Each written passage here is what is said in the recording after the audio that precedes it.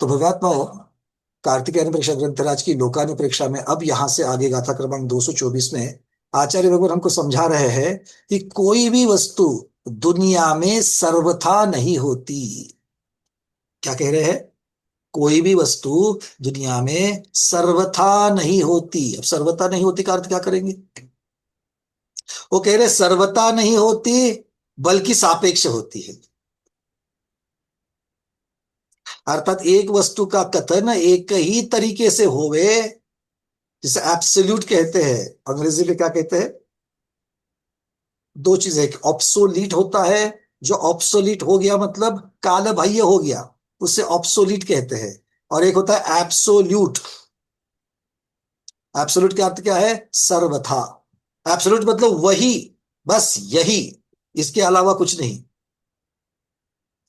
इसे क्या कहते हैं? सर्वथा कहते हैं। तो कोई चीज सर्वथा है क्या? सोच समझ करके बोलो।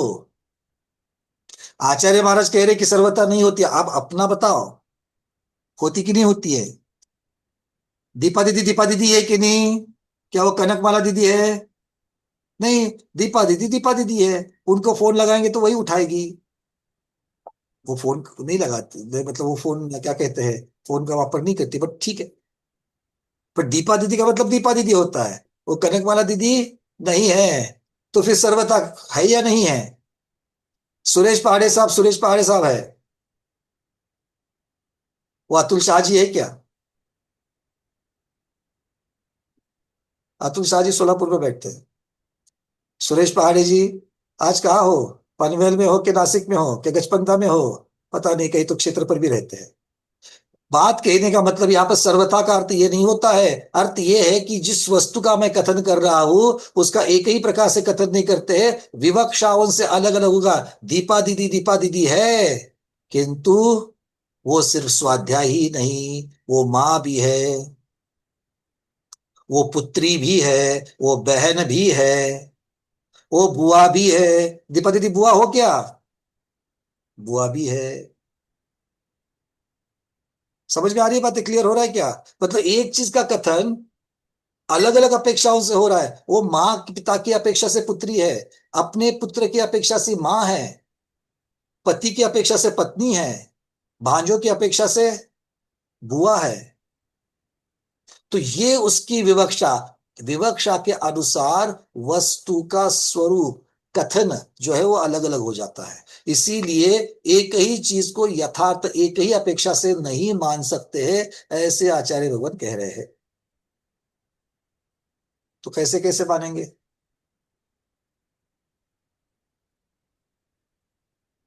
दीपा दीदी है कि नहीं है? है। दीपा दीदी माँ है कि नहीं है? है। और दीपा दीदी पत्नी भी है कि नहीं है? है। तो जब मैं दीपा दीदी माँ है ऐसा जब कह रहा हूं, तब बाकी विवक्षाएं हम गौण कर देते हैं। ठीक है। तो आचार्य महाराज कहते हैं इसके अलावा जब ये कहते कि विवक्षा है, तो एक ही समय में क्या इसमें अलग अलग है क्या? इस समय पत्नी है, इस समय माँ है, इस समय बुआ है। हर सोमवार को दीपा दीदी बुआ होती है, हर मंगलवार को पत्नी होती है, हर बुधवार को माँ, ऐसा है? नहीं। एक ही समय में सारी चीजें हैं। एक ही समय में सारी चीजें हैं। इसी को अनेकांतवाद कह दिया। इसे क्या कहते हैं? अनेकांतवाद कहते हैं। अब आचार्य महाराज कह रहे हैं अनेकांतवाद की भूमिका को हमको समझना है। यही वर्णन गाथा क्रमांक 224 में आया है। तो पहले गाथा को पढ़ लेते हैं और फिर कहाँ चलेंगे? कहाँ चलेंगे? शिवचंद्र महाराज के चरणों में। पहले गाथा, वस्तु अनंत धर्मात्मक है, या अर्थ कहेंगे अनेकांत से उसका कथन हो सकता है। संति अनंतानंता तीसु विकालेषु संवदौ वाणी सौवंपि अणेयंतम तत्तो भनिदम जिने देहि। सौवदौ वाणी सर्वधर्व तीसवी कालेषु, तीनों ही कालों में, अनंतानंता संति, अनंतानंत है जीव द्रव्य। भूतकाल में अनंतानंत थे कि नहीं थे? वर्तमान में अनंतानंत है कि नहीं है? क्या संख्यात हो गए हैं? अरे मर भी तो गए। अनंतानंत में भूतकाल में कितने मर गए, फिर भी कम नहीं हुए। हाँ, कुसुम दीदी बोल रही है, वापस आ गए सब, कहाँ जाएंगे? तो पर्याय तो बदल गई, किंतु द्रव्य अनंतानंत था, आज भी अनंतानंत है और भविष्य में अनंतानंत रहेगा, और अनंत पर्यायों सहित है। भूतकाल में जीव द्रव्य की कितनी पर्याय बनी? कितनी बनी? अनंत बनी। वर्तमान में काल में कितनी पर्याय है? एक द्रव्य की एक, अनंत द्रव्यों की अनंत। और भविष्य काल में एक द्रव्य की भी अनंत और अनंत द्रव्य की भी अनंत। और आगे क्या कह रहे हैं? तत्तो, इसीलिए जिनिंदे ही, जिनेन्द्र भगवान ने सौवंपी अनेयंतम, सब ही वस्तुओं में अनेयंत अर्थात अनेकांत भनीदम कहा है। तो वस्तु अनेकांत क्यों कही जा रही है? वस्तु अनेकांत से क्यों कही जा रही है? क्योंकि उसकी भूतकाल में भी अनंत पर्याय थी, भविष्य काल में भी अनंत पर्याय होने वाली है। तो तीनों कालों में इसकी अनंत अनंत पर्याय हमें दिखती है। इसलिए आचार्य महाराज कह रहे हैं कि यहाँ पर वस्तु को अनंत धर्मात्मक कहा है, या उसके अनेकांत से कथन किया है, ऐसा कहते हैं। चलिए देख लेते हैं अब इसकी संस्कृत छाया। प्रश्नों को लेंगे। सन्ति अनंता अनंता त्रिषु अपि कालेषु सर्वद्रव्यानि सर्वम अपि अनेकांतम ततः भणितम जिनेन्द्रयी। तो चर्चा अब चल रही कि ये अनेकांतवाद की जो भूमिका है, ये अनेकांतवाद जो है वो किस प्रकार से है। वो आचार्य भगवान कह रहे हैं तत्तो ततः, अर्थात तत्व अर्थात ततः मतलब तस्मात् कारणात्। तस्मात् कारणात् मतलब उस कारण से। कौन से कारण से? जो अब तक चर्चा चल रही है उसके कारण से। अब तक चर्चा कौन सी चल रही है? द्रव्य की पर्याय होती है, कारण रूप पर्याय कार्य रूप में परिणत होती है। और क्या कहा था?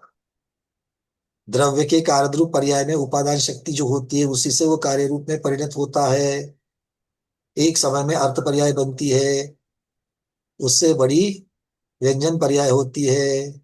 ये सब जो बताया उन्होंने, उसी कारणों से मतलब चूंकि द्रव्य की पर्याय बनती है, ये आपने जान लिया है। हाँ या ना? ये आपने जान लिया है। तो उस कारण से तत्तो ततः तस्मात् कारणात् ये सब पर्यायवाची हो गए। जिनेन्द्रिय सर्वज्ञ सर्वमपि वस्तुतत्वेकम अनेकांतम, अनेकांतम अर्थात अनेकात्मात्मक नित्य अनित्याय अनेकांत रूपम। अब इसको क्या कह रहे हैं? सर्वज्ञ अर्थात जिनेन्द्र भगवान के द्वारा सर्वमपि वस्तु अर्थात संपूर्ण वस्तु को न त्वेकम केवल एक रूप ना मानकर, अनेकांत अर्थात अनेकांत स्वरूप से। अनेकांत स्वरूप से मतलब कैसे माना है? नित्य अनित्य आदि परस्पर विरोधी दिखने वाले अनेक धर्मों से युक्त कहा गया है या पाया गया है। तो जिनेन्द्र भगवान के द्वारा, सर्वज्ञ केवली भगवान के द्वारा वस्तु को कैसे पाया गया है? नत्वेमा नत्वेकाम नत्वेकम अर्थात केवल एक स्वरूप से ही नहीं पाया गया, उन्होंने नहीं देखा है तो उन्होंने अनेकांत रूप से देखा। तो अनेकांत रूप का यहाँ पर अर्थ क्या किया गया है? नित्य और अनित्य इस प्रकार की अलग अलग जो विरोधी धर्म है उन अनेक धर्मों से युक्त पाया है। द्रव्य नित्य भी है कि नहीं? द्रव्य अनित्य भी है कि नहीं? या द्रव्य अनित्य ही है या द्रव्य नित्य ही है? ने सारी जगह भी लगा दिया है, तो भी लगाने से ये भी है ये भी है, मतलब एक से ज्यादा अर्थात अनेक अनेक धर्म के साथ द्रव्य है, और इसी को अनेकांत कह दिया। तो अनेकांत किसे कहा? चलना दीदी, भगवान ने, केवली भगवान ने वस्तु को अनेकांत रूप में देखा। अनेकांत रूप में देखा मतलब किस रूप में देखा? चलना दीदी, अनम्यूट तो कर लो। अरे मुझे आता होता तो मैं आपको थोड़ी पूछता। अगर आपको भी नहीं आ रहा है तो तीसरे को पूछेंगे। बैठे तो इसीलिए आज। अनम्यूट तो कर लो। चलो, आपका अनम्यूट होने तक बाकी लोगों से बात कर लेते हैं। लीला दीदी को पूछते, लीला दीदी क्या हो गया? अनेकांत से मतलब कैसे? अनेकांत जो वस्तु नित्य भी है और अनित्य भी है, मतलब वस्तु सभी के नित्य की, अनेक रूप का जो दर्शन करवाती है, वो अनेक रूप अनेकांत। का दर्शन। मेरे पास क्या है? चीनी है। चलो, हम्म। ये मेरे तो पास ऐनक है। ये मेरे हाँ, पास ऐनक है। ठीक है। अब ये ऐनक है, इसको अनेकांत रूप से आपको क्या दिख रहा है? ये ये कांच का भी है, ये प्लास्टिक का भी हो सकता है, इससे दिखता भी है, ये इसका रंग भी सफेद है, इसकी डंडी पीली है, मतलब ब्राउन है, जो भी है। अनेकांत रूप में इसका जो दर्शन होता है, ये अनेक मैं अनेक भी रूपों पहनू में जो तभी, दर्शन होता है, ये अगर मैं पहनू तो मुझे भी दिखेगा, दूसरा पहनेगा तो उसको भी तो उसे दिखेगा। भी दिखता है। कितनी सारी चीजें इसके अंदर है। आया ना? राइट। तो ये तो दीदी हाँ जी। आपने अनित्यता की बात करी। हम्म। क्योंकि ये सारे बदलाव बदलाव बदलाव, आपने ये भी है, ये भी है, ये सब अनित्य अनित्य चीजें बताई। इसमें से नित्य नहीं, क्या है? अनेक रूप, अनेक रूप, अनेक रूप, अच्छा, जो कि मतलब ये आपके भी काम में आ सकता है, दूसरे के भी काम में आ सकता है, इस तरह से अनेक। देखो, अनेक रूप जब कहोगे तो वहां पर अनित्यता आ गई कि नहीं आ गई? क्योंकि एक रूप जब है तब नष्ट होगा। क्योंकि आप जब चर्चा कर रही हो, ये क्या है? ये ऐनक है, ये चश्मा है। ये हम्म। चश्मा है तो चश्मे की एक पर्याय की चर्चा आप कर रही हो। हाँ। तो ये चश्मे की पर्याय हाँ। नित्य है कि अनित्य है? नित्य है। ये नित्य है। नहीं, अरे पर्याय की चर्चा करेंगे तो अनित्य है। हाँ, तो चश्मा क्या है? पर्याय है कि क्या है? पर्याय है। चश्मा पर्याय है। किसकी पर्याय है? चश्मे का जो अनेक रूप है वो पर्याय तो इसमें क्या है? चश्मा पर्याय है कि नहीं, ये पहले बताओ। है। है, किसकी पर्याय है? बस ठीक है। दृष्टि की। अर्थात पुद्गल की पर्याय है। दृष्टि हमारे पास की। देखो, सारी चीजों को आगम के अनुसार, आगम के चश्मे से देखोगे ना, आगम केवली भगवान को छह चीजें बेसिक दिखती है। बेसिक चीजें क्या दिखती है भगवान को? छह। आपकी तरफ दिखते ही आपको उनमें संसारी जीव दिखता है, जिसमें जीव भी है और पुद्गल भी है। चश्मा देखते ही उनको पुद्गल दिखेगा। ये पुद्गल पहले ये दिखेगा, और उसके बाद पर्याय दिखेगी। पहले आप शॉर्टलिस्ट कर लो, द्रव्य के छह द्रव्य जो है, उन छह द्रव्यों में से ये कौन सा द्रव्य है, इसको शॉर्टलिस्ट करो। पहले इसका निर्णय करो, छह में से एक पर आ जाओ। और छह में से एक पर आते ही फिर आपको उसकी पर्याय दिखेगी, उसके गुण दिखेंगे। क्यों? क्योंकि मेरे आजू बाजू में छह द्रव्य है। हाँ या ना? हाँ। और हमने ये भी जान लिया है। अब थोड़ी व्यवहार की भाषा में क्या होता है ना, इन चीजों की तरफ ध्यान नहीं जाता, उसको थोड़ा साइड में रखते हैं। हम्म। आचार्य महाराज ने कहा है कि एक द्रव्य के ऊपर दूसरे द्रव्य का निमित्त सहकारी कारण होता है। उपकार की चर्चा करके आए कि नहीं आए? आए। हाँ। दूसरा, जिस लोक में जीव द्रव्य पाया जाता है, हम हैं वहीं पर, उसी आकाश द्रव्य में छह के छह द्रव्य है कि नहीं है, ये भी उन्होंने हमको है। समझाया। और हम बोल करके आए कि हाँ भगवान, हमको समझ में आ गया। समझ में आ गया तो आपके दिमाग में रहना चाहिए ये। सबकी बात कर रहा हूं मैं यहाँ पर। हाँ जी। हमारा दृष्टिकोण वो बनना चाहिए कि मैं जब भी बात करूंगा मुझे पहले छह द्रव्य दिखने चाहिए। जितनी भी हम्म। द्रव्य इस ब्रह्मांड में है, तीनों लोकों में है, वो छह द्रव्य में से ही रिप्रेजेंट करेगी। वहां पर छह द्रव्य की चर्चा चलेगी। और फिर छह द्रव्य में से एक द्रव्य जो है, उसको हमें प्रदान करना पड़ेगा। बाकी को निमित्त सहकारी कारण बनेंगे। तो चश्मे की बात चलेगी तो पहले क्या दिखता है? जीव दिखता है, उद्गल दिखता है, धर्म दिखता है, अधर्म दिखता है, काल पुद्गल दिखता है, पुद्गल। पुद्गल दिखता है। पुद्गल दिखता है। ठीक है। पहली बात तो पुद्गल। तो पुद्गल द्रव्य के, अब गुणों की चर्चा करो, पर्याय की चर्चा करो। तो पुद्गल द्रव्य की यहाँ पर पर्याय की चर्चा चल रही है। तो ये पुद्गल द्रव्य की हम्म। पर्याय है। तो अब ये इसमें नष्ट स्पर्श हो सकती गंध कि वाला नष्ट सब नहीं होगी? पाएगा। ये चश्मा नष्ट होगा कि नहीं नष्ट होगा? नष्ट होगा तो पर दूसरी पर्याय बन जाएगी उसकी। पहली बात मतलब तो कि नष्ट होगा कि नहीं नष्ट होगा, ये इसकी चर्चा। होगा होगा। होगा। कैसे समझ सकते हैं भाई? ऊपर से गिर जैसे गया, उसकी कांच हाँ, टूट गई, दो में से एक कांच टूट गई, अब वो चश्मा रहा क्या?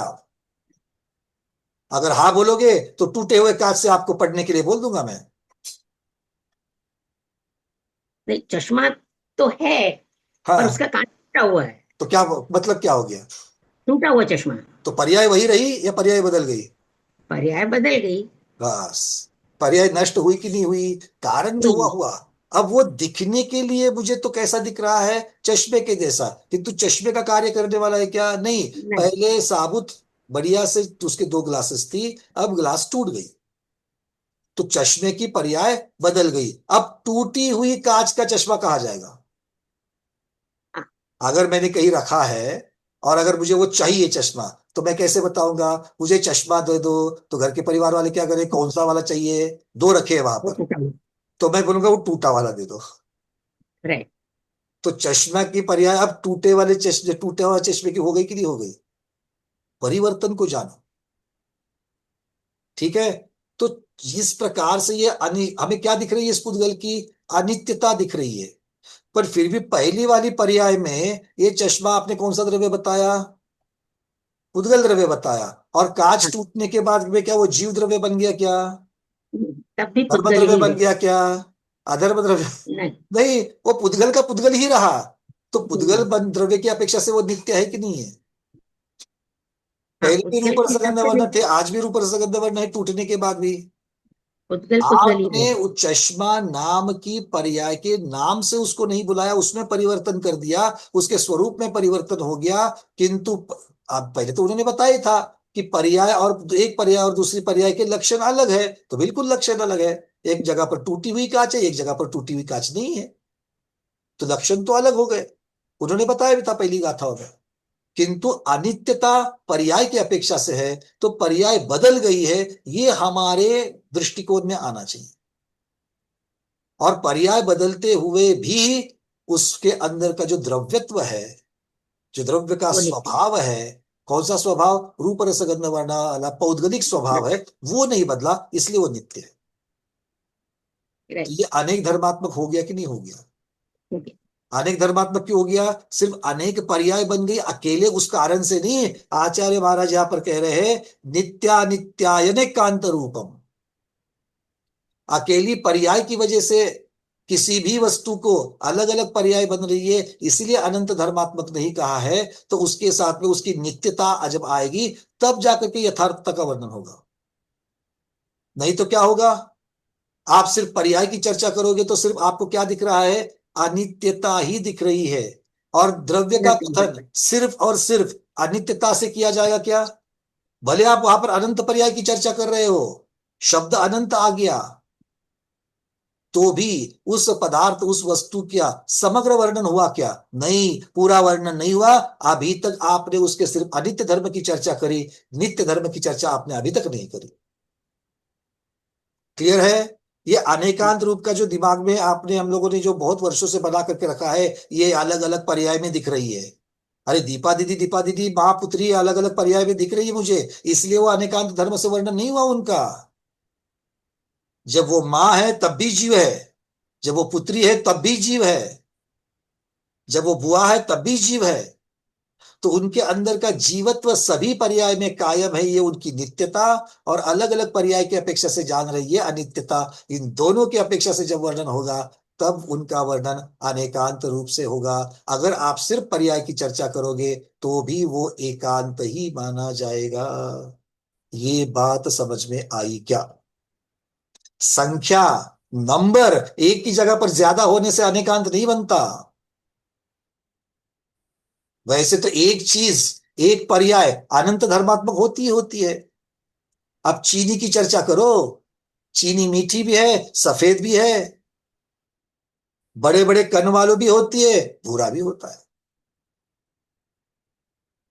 हाँ या ना? किंतु उसके अंदर पानी में घोलने के बाद भी उसकी मिठास कायम है। वो पहले भी पुद्गल थी, अब भी पुद्गल है। पहले भी मीठे गुण के साथ में थी, अब भी मीठे गुण के साथ में है। पहले उसे रूप था, अब रूप है क्या? पानी में घुलने के बाद चीनी को रूप है क्या? आगम, बहुत बड़ी बड़ी बात मत करो, शब्दों का हेर फेर मत करो। उससे लोगों को इतना ही लगेगा कि आप स्वाध्याय करते हो। उसका सिर्फ आपकी इमेज, एक झूठी इमेज बनने के लिए उपयोग होगा। जब तक अंदर उसके नहीं उतरेगा हमारे अंदर की ये इसका अर्थ क्या है, तब तक हम स्वाध्यायी नहीं है। चीनी पानी में घुलने के बाद उसका रूप रहेगा क्या? जीटी गंगवाल जी।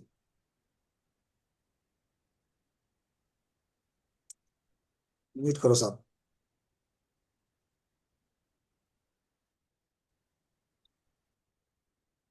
गंगवाल जी अनम्यूट तो करिए। हो रहा है कि देखिए। रेखा दीदी, बोलो। उसकी पर्याय बदल गई लेकिन उसकी नित्यता वो मुझे नहीं इतना ही बदल। पूछना है, चीनी जब मेरे हाथ में थी, डिब्बे में थी, तो उसका मुझे रूप दिख रहा था, उसके कण मोटे मोटे दिख रहे थे। हाँ या ना? हाँ। अब हाँ। पानी में मैंने घोल दी, तो रस तो हम्म। मुझे दिख रहा है। पहले भी मीठी थी, ऐसा ही खाता तो भी मीठे लिखती थी, पानी में घोल करके पी रहा हूं तो भी मीठी है। मुझे रस तो उसका मीठा का मीठा रह गया, वही गुण का बरकरार रहा। रूप वाला गुण रहा क्या? रेखा दीदी। रहेगा। रहेगा। पानी में घुली हुई शक्कर दिख रही है क्या? उसका रूप दिख रहा है? कि पर्याय बदल गई होती, वो चीज तो पर्याय ऐसी माता बदल जी, गई। पर्याय तो बदल गई है। हम पर्याय की चर्चा ही नहीं कर रहे, हम गुण की चर्चा कर रहे हैं। रूप तो गुण की गुण, चर्चा कर रहे हैं। पहली रूप पर्याय में रस, रूप गुण था, अगली पर्याय में रूप गुण होगा क्या? तो रूप रसगंध स्पर्श तो रहेगा ही, पुद्गल है। अब रहेगा तो माता जी, ये लोग सब बोल रहे हैं कि नहीं दिख रहा मुझे, पानी में घुल गई है। नहीं, लेकिन नहीं बदलेगा, उसका पर्याय बदल गई है। उसके जो गुण है वो नहीं बदलेगी। अच्छा, अब एक बात आपको मैं पूछता हूं। उसका एक ड्रॉप जो पानी में चीनी घुल गई है, उसका एक मैंने बूंद ले ली कांच की पट्टी के ऊपर, हम्म। और माइक्रोस्कोप के अंदर जाकर के मैंने देखा, पृथक्करण कर कर कर करके देखा, क्या दिखेगा?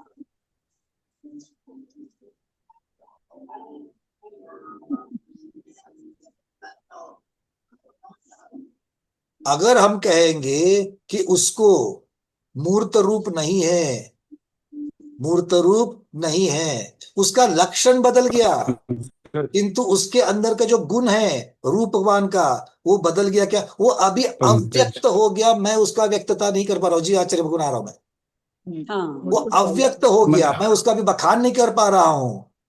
मेरे हम्म। मति शुद्ध ज्ञान से मैं उसको पकड़ नहीं पा रहा हूं। केवली भगवान भी ऐसा ही कहेंगे।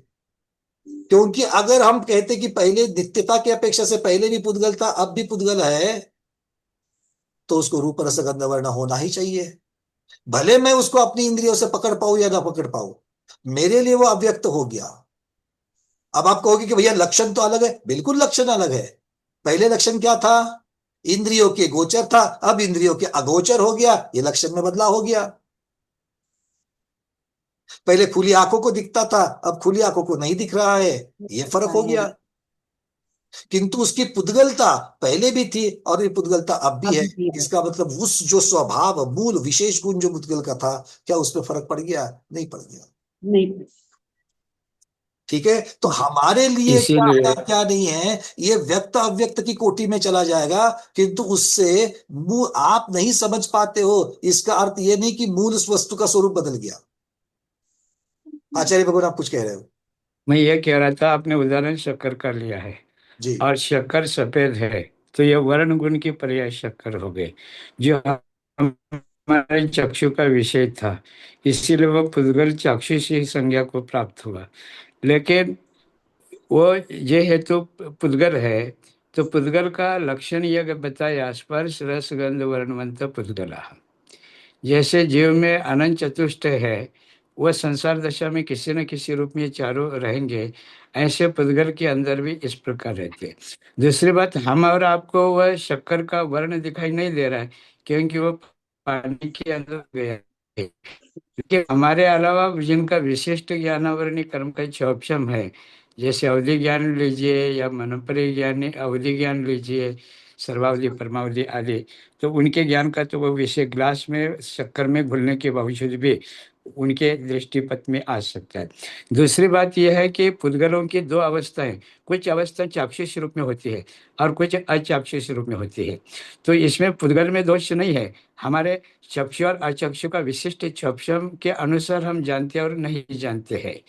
तो ये जानने वाले की अपेक्षा जो है, ये चाक्षुष और अचाक्षुष भेद पड़ा है।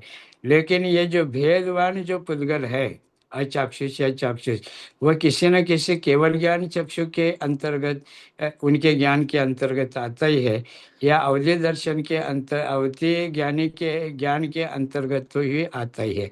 इसलिए ये आपने उदाहरण जो चुना है, इस उदाहरण को ही लेकर के हम अनेकांत और शादवाद को समझ सकते हैं। बहुत इसी में अस्थिपना भी और नास्तिपना है। बस इसलिए भगवान मैं वही आ रहा हूँ। इसलिए अनेकांत शब्द तीन शब्दों से बना हुआ शब्द है। अन ये निषेधात्मक है, अंत का अर्थ धर्म है, और एक धर्म नहीं है, वही अनंत अनेकांत है। यह अंत शब्द का अर्थ धर्म लिया गया है। बहुत बढ़िया। तो मैं आप लोगों को इतनी बात आप लोगों ने अनेकांत में पढ़ी कि सिर्फ पर्याय की अपेक्षा से हम लोग देखेंगे तो अनेकांत नहीं होगा, नित्यता अनित्यता दोनों की अपेक्षा से देखेंगे तब। क्योंकि अनेकांत से करना क्या है, अनेकांतवाद का कार्य क्या है, वस्तु का यथार्थ वर्णन, यथार्थ ज्ञान। और अगर वो सिर्फ पर्याय का ही ज्ञान करूंगा तो वो यथार्थ होगा क्या, नहीं होगा। इसका मतलब मुझे नित्य और अनित्य दोनों का करना पड़ेगा। और ये जो अभी उदाहरण हम लोगों ने लिया था शक्कर का, तो हमें आज एक ये दृष्टि मिल गई कि अगर कोई चीज मुझे नहीं दिखती है तो भी मुझे उसको आगम के परिप्रेक्ष्य में मानना चाहिए। आगम चक्षुषाऊ, समझ में आ गई बात। अब इस चीज को आप लोग हाँ बोलते कि नहीं बोलते हो, कि अगर मुझे नहीं दिख रहा है तो भी वो चीज वहां पर है, ये तो समझ में आ गया, हाँ या ना। तो जब हम परिवार में भी सास बहू के साथ हो, बहू सास के साथ में हो, पिता पुत्र के साथ हो, पुत्र पिता के साथ में हो, भाई भाई के साथ में हो, जब झगड़ा होता है, जब किसी कारण से अनबन होती है, तो हम सिर्फ उस पर्याय को क्यों देखते हैं, उसके अंदर वाली पर्याय, कि इसने मुझे कभी भोजन भी खिलाया है, कभी इसने मेरा पाँव भी दबाया है, कभी इसने मेरे लिए पैसे भी ला करके मेरे सुख की व्यवस्था करी है, भोग उपभोग की व्यवस्था करी है, इस बात को क्यों भूल जाते हैं। क्या हम तब एकांत नहीं पकड़ते हैं। क्रोध करने के लिए जब हम एकांत पकड़ते हैं तभी क्रोध आता है, कषाय की उत्पत्ति होती है। अगर हम अनेकांत की दृष्टि से देखेंगे तो राग द्वेष की अपने आप बंधता हो जाएगी। क्योंकि जब पत्नी ने नमक नहीं डाला, या पत्नी के अगर किसी विशिष्ट वस्तु के या किसी कार्य की वजह से हमें गुस्सा आ रहा है, तब अगर मुझे पत्नी का अगर दूसरा रूप अगर उसके अंदर नहीं दिखता है, मेरा ध्यान उसकी तरफ नहीं जाता है, ये मेरे बच्चों की माँ है, ये जब मैं घर में नहीं रहता हूँ, ऑफिस के लिए जब बात जाता हूँ, तो मेरे बच्चों के संस्कारित करने वाली, उनके लाड प्यार सब उनको पोषण करने वाली यही माँ है, ये आपको नहीं दिखता है। बहू को सास के अंतर्गत, मेरा पति तो अब बना है, मेरा पति जब छोटा था तो उसके मलमूत्र से लेकर के सारा निकाल कर उसको दूध पिलाने वाली यही माँ है, ये अनंत उपकारी माँ है, ये नहीं समझ में आता। और सास को बहू के अंतर्गत उसकी भविष्य की पर्याय नहीं दिखती है। कौन सी, जब मेरे हाथ पांव शिथिल हो जाएंगे तो खाना खिलाने वाली, मेरे धर्म का पालन करने वाली, मेरे व्रतों को निमित्त सहकारी उसको बरकरार रखने वाली ये बहू ही है। इस बात को हम क्यों भूल जाते हैं। सिर्फ दृष्टांत को दृष्टांत की तरफ मत देखिए, दृष्टांत को आगम के साथ में लगा दीजिए, सारा जीवन सुखकर हो जाएगा। क्योंकि आप हमेशा हम लोगों को नहीं भूलना है, महावीर भगवान ने हमको इन सूत्रों के द्वारा जीवन जीने की कला दी है।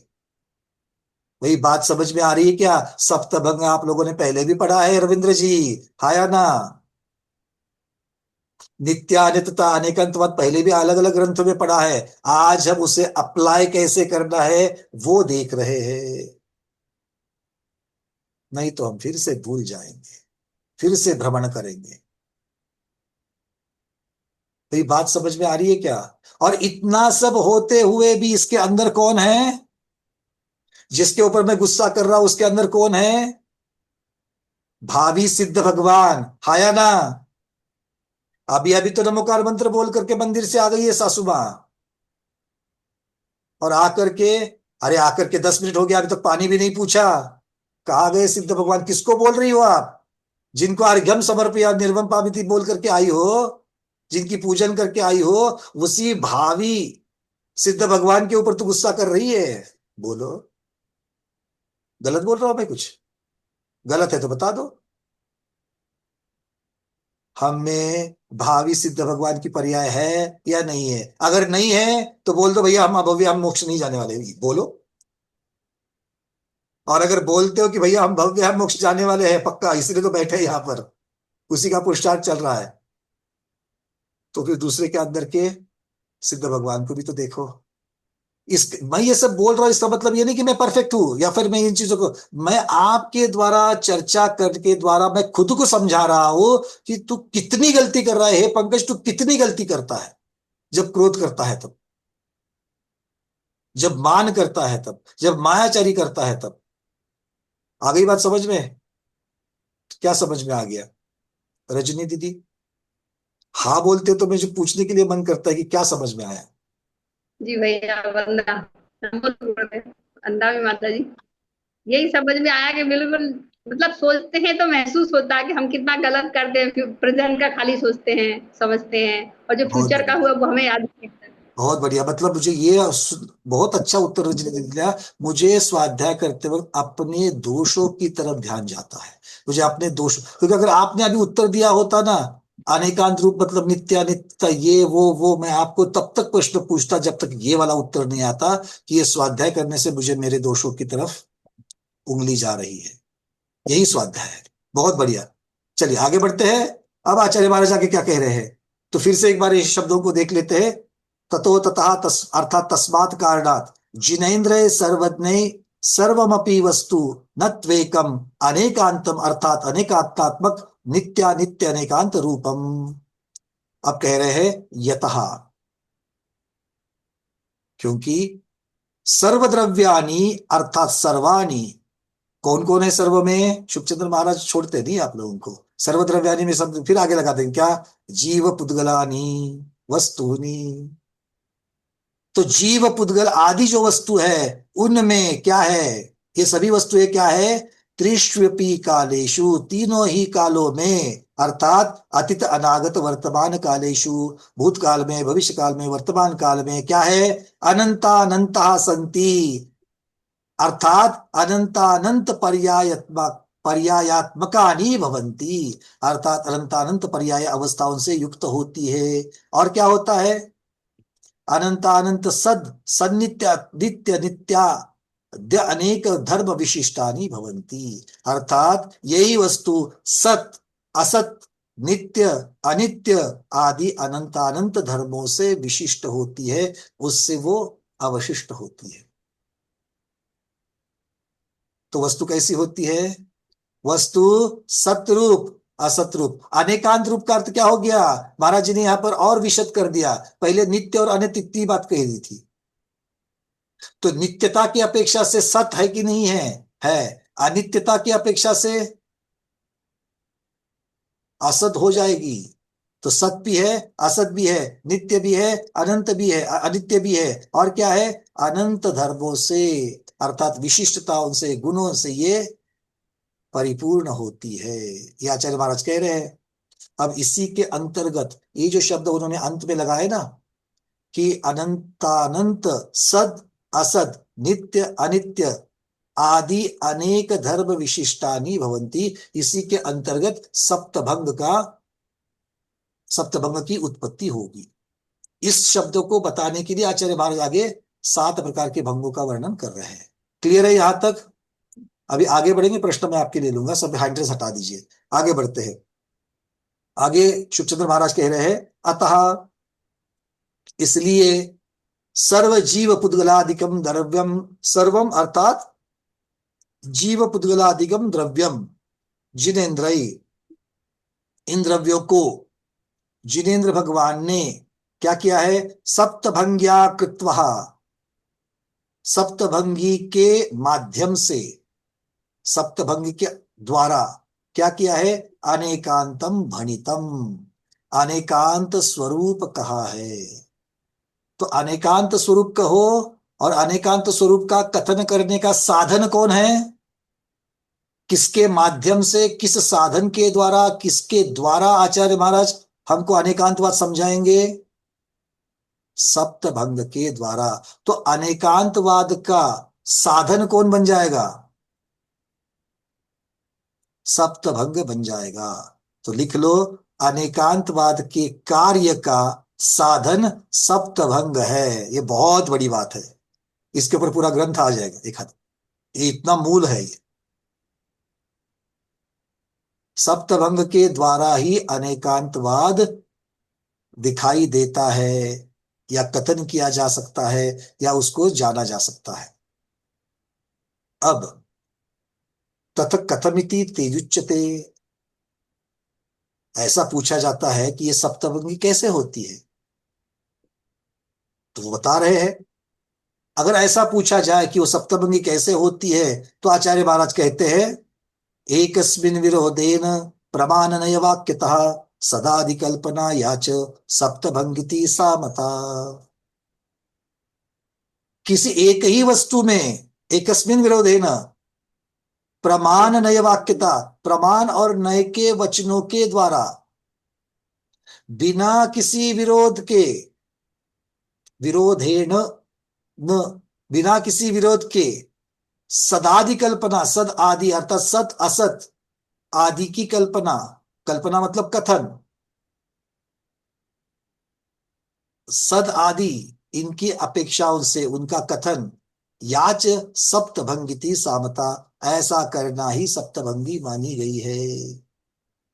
तो क्या कह रहे आचार्य महाराज, अगर हम हिंदी में अगर पूरा इसको वाक्य को पूर्ण करेंगे तो, कि किसी एक वस्तु में प्रमाण और नय के वचनों के द्वारा बिना किसी विरोध के सत असत धर्मों की 7 प्रकार से कल्पना या 7 प्रकार से कथन करना सप्तभंग कहलाता है। परिभाषा दे रहे सप्तभंग की। सप्तभंग की परिभाषा क्या रही है, लिख लो एक बार। किसी एक वस्तु में, किसी एक ही वस्तु में, एक ही कह दिया उन्होंने, किसी एक ही वस्तु में प्रमाण और नय के वचनों द्वारा, कि किसी एक ही वस्तु में स्वल्प विराम, प्रमाण और नय के वचनों द्वारा स्वल्प विराम, ये अलग अलग खंड बनाइए इसके, बिना किसी विरोध के स्वल्प विराम,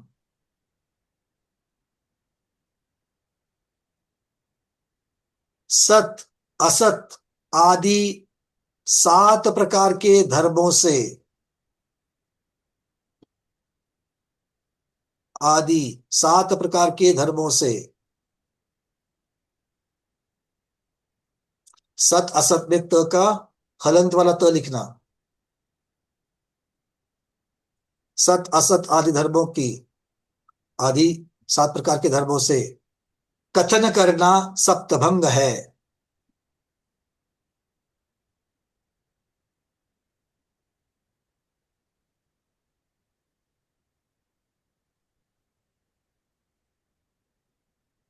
अब आचार्य महाराज इसके आगे 7 भंगों को बता रहे हैं।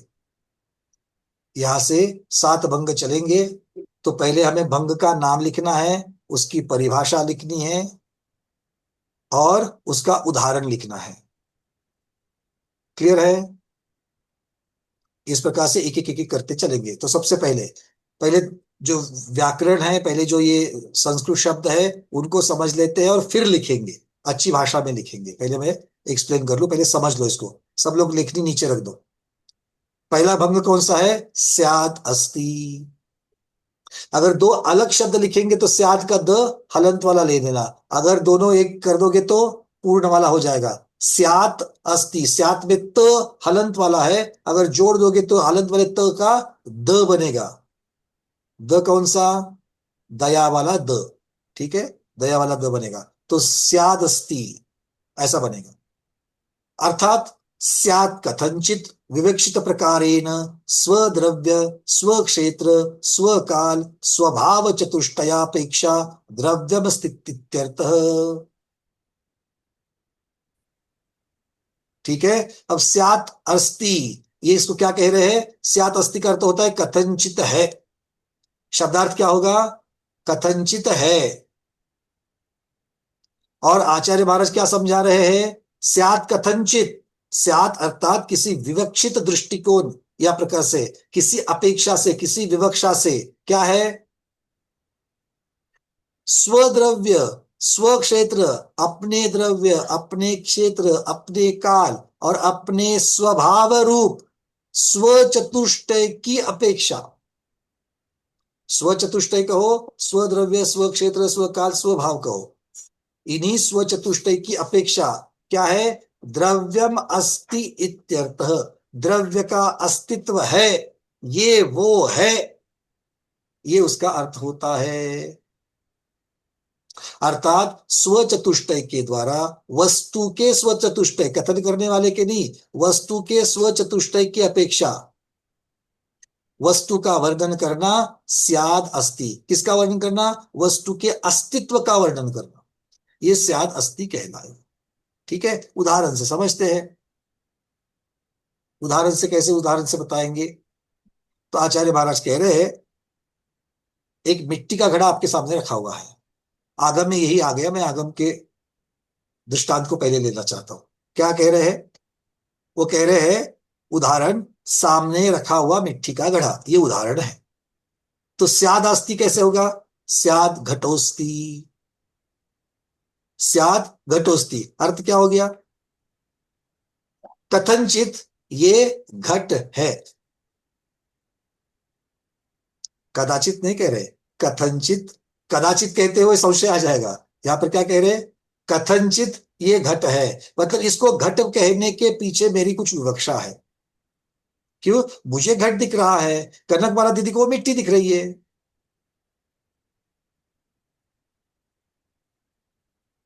बूंदी का लड्डू, बहुत दिन हो गए ना लड्डू, आज थोड़ा लड्डू की भी बात करेंगे।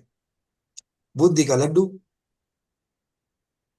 स्यात ये बूंदी का लड्डू है, कथनचित ये बूंदी का लड्डू है। तो मेरी विवक्षा क्या है? ये जो हाथ में मैंने मिठाई पकड़ी है, ये बूंदी, बेसन वगैरह जो मेरे को स्वरूप मुझे मालूम है, क्योंकि वो स्वरूप कैसे जाना मैंने? नए प्रमाण से जाना।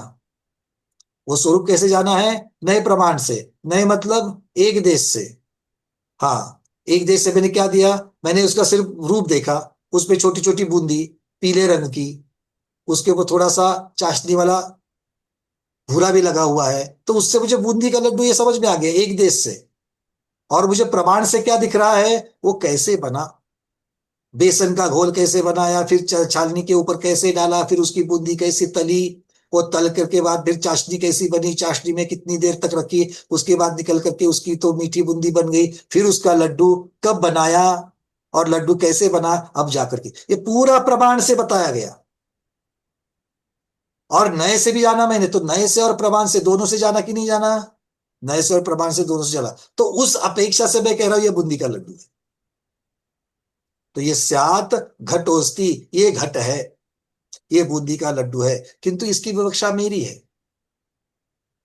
अब जिसने जीवन में बूंदी का लड्डू देखा ही नहीं है, ऐसा कोई है क्या जिसने बूंदी का लड्डू नहीं देखा? आधे तो कह रहे कि नहीं दे, ऐसा हो ही नहीं सकता कि जिसने बूंदी का लड्डू नहीं देखा। अच्छा, अगर मैं अफ्रीका के जंगलों में जाऊं, वहां के व्यक्ति के सामने कहूं, तो वो उसको बूंदी का लड्डू कहेगा? उसको समझ में आएगा? बोलो। तो कितने होंगे जो इसको बूंदी का लड्डू नहीं जानते? खाया ना? नीना दीदी, आगम के उदाहरण की तरफ आऊंगा ना, आ जाऊंगा, पहले लड्डू को समझो, अपने किचन का उदाहरण समझो, फिर जाकर के आगम की तरफ आएंगे। और पंकज जी, लड्डू का महाराज जी, भाई पहले उसको पूरा करूं क्योंकि बहुत गहन है, और लोगों को बिल्कुल ड्रिप बाय ड्रिप देना है मुझे इसको, क्योंकि बनाइए आप। सप्तभंग तो दुनिया भर का पढ़ के रखा है सबने। अगर मैं और सबको पूछूंगा तो पहले तीन के ही उदाहरण देख करके आते हैं, स्याद अस्ति, स्याद दस्ति, त्याद अस्ति दस्ति। अव्यक्त में आते ही सब लोग फिर देखना चालू करते हैं, और फिर सातवें भंग तक पहुंचते पहुंचते तो भाग जाते हैं, वो नहीं मानो, हमको बताओ। इसलिए थोड़ा थोड़ा धीरे धीरे जा रहा हूं। अब यहां क्या कह रहे हैं? सामने रखा हुआ मिट्टी का घड़ा स्याद घटोस्ति। अब ये, अब स्याद किसकी अपेक्षा कहने के लिए बोला है भगवान ने? स्वचतुष्टय की अपेक्षा। किसके स्वचतुष्ट से? मेरे या घड़े के? कथन तो मैं कर रहा हूं, जान तो मैं रहा हूं, पर मेरे स्वचतुष्टय लगाने हैं क्या? नहीं, वो वस्तु जिसको जाना जा रहा है, जिसका कथन किया जा रहा है, उसका स्वचतुष्टय। ये पहले दिमाग में क्लियर कर लो। बहुत सारे मुझे स्वाध्यायी मिलते हैं, उनको स्वचतुष्टय परिभाषा तो रटी हुई है कि तू समझता ही नहीं है कि स्वचतुष्टय कथन करने वाले का लगाने का, कि वस्तु का लगाने का। क्यों? क्योंकि इसके बारे में चिंतन ही नहीं किया है। तो किसका स्वचतुष्टय है? जिसका कथन किया जा रहा है या जिसको जाना जा रहा है, उस द्रव्य, उस घड़े की बारी की चर्चा करो। अब घड़े का स्वचतुष्ट क्या है? स्वचतुष्टय में द्रव्य की चर्चा करो, क्षेत्र की चर्चा करो, काल की चर्चा करो और भाव की चर्चा करो। द्रव्य क्या है उसका स्वचतुष्टय का? मिट्टी। घड़े का क्या द्रव्य है? मिट्टी है। उसके बाद उसका क्षेत्र क्या है? जहां पर वो रखा है वो उसका क्षेत्र, मतलब उसने जितने आकाश प्रदेश घेरे हैं वो सारा उसका क्षेत्र। काल, कौन सा काल? वर्तमान काल की चर्चा चल रही। घड़ा सामने रखा हुआ है तो वर्तमान में रखा हुआ है। और भाव, घट रूप भाव, घड़ा रूप भाव। क्योंकि पुद्गल का भाव क्या करोगे? पुद्गल को शुभ भाव अशुभ भाव बोलोगे क्या? शुद्ध भाव बोलोगे क्या? शुद्धोपयोग बोलोगे क्या? नहीं। वहां पर भाव मतलब क्या चर्चा होगी? उसके गुण को पदार्थ। ही। हमारा जी कुछ कह रहे थे। यहाँ उस, भाव का अर्थ पदार्थ लेना। यह भाव का अर्थ पदार्थ, उसका गुण जो है वो उसके भाव है। तो वो घड़ा ही या घट का भाव जो है वो घट का भाव हो जाएगा। रुको, यहाँ पर अमित सागर जी गुरुदेव भी विराजमान हो रहे हैं, उनको भी कुछ कहना है, उनको भी बीच में ले लेते थोड़ा सा। एक मिनट को होस्टिंग भी दे रहा हूं। भाव पदार्थ रूप में थोड़ी है, भाव तत्व रूप में है भैया। भगवान, वो तो चर्चा है, यहाँ पर अरे भाई स्वचतुष्टय की यहाँ अपेक्षा चल रही है।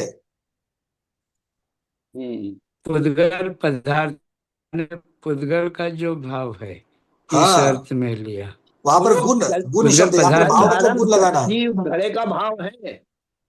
घड़े का भाव घट, बिल्कुल। भाव घड़े का भाव शब्द। घट। हाँ, भाव शब्द यहाँ पर मुख्यता से उसकी भाव एक, शब्द अलग अलग अर्थों में लेते हैं। भाव शब्द अर्थ तो अरे पदार्थ क्या भी होता है, भाव शब्द अर्थ स्वरूप भी होता है, नहीं स्वभाव भी नहीं नहीं, होता ऐसा है। नहीं है प्रभु। जी स्वामी जी, ऐसा ही है। भाव शब्द का अर्थ पदार्थ भी होता है और नहीं, स्वरूप भी होता है, यही चीज परिणाम है भी ना। होता है। द्रव्य, अस्थिकाय, पदार्थ और तत्व। जी। हाँ, यहाँ इन चारों का व्याख्या करो फिर गणित करो, ऐसा नहीं होगा। घड़ा रूप जो पदार्थ है, यहाँ पर्याय की चर्चा उदाहरण के तौर पर चल रही स्वामी। हाँ बस मुझे उतना ही कहना था, क्योंकि यहाँ विवक्षा जो है वो विवक्षा महत्व की है। विवक्षा में यहाँ पर घट रूप भाव, घट रूप जो भाव है, जो उसका घड़े पना है, घड़े पने का घड़े पना है। हाँ, घड़े का घड़े घड़ापन। पना जो है वो पना कहने से तत्व आएगा, घट कहने से भाव। वो दोनों चीजें घड़े एक की साथ करके मैं अभी क्रिया कर रहा जल हूँ। धारण करना है। बिल्कुल, घट का घड़ेपना जो है वो उसका भाव यहाँ पर। तो घट का घटपना जो है, घड़ेपना जो है उसका, वो भाव है। तो ये सारी चर्चा किसकी अपेक्षा से चल रही है? घड़े की अपेक्षा से चल रही है। और उस अपेक्षा से घड़ा अभी अस्तित्व में है कि नहीं है? ठीक है, तो ये स्याद अस्थि हो गया। ठीक है, अब लिख लो, पहले स्याद अस्थि का लिख लो।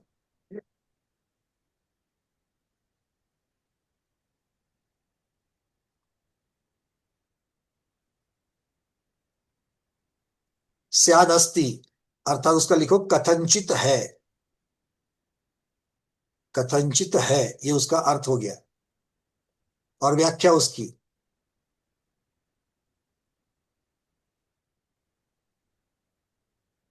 किसी विवक्षित, ब्रैकेट में लिखना विशेष, विवक्षित का अर्थ यहां पर विशेष लगता। किसी विवक्षित दृष्टिकोण से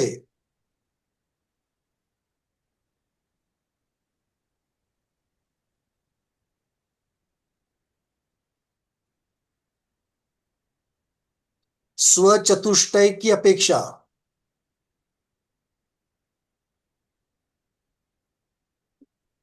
स्वचतुष्टय की अपेक्षा द्रव्य के अस्तित्व का कथन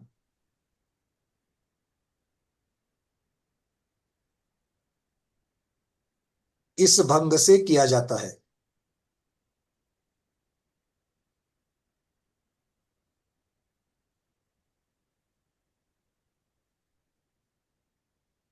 यहां जिस पदार्थ कहो वस्तु कहो एक ही है यहां पर, जिस पदार्थ का कथन करना है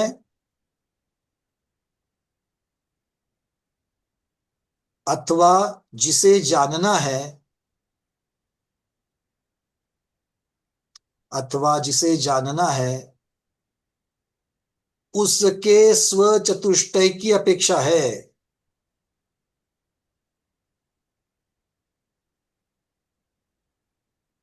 उसके स्वचतुष्टय की अपेक्षा है।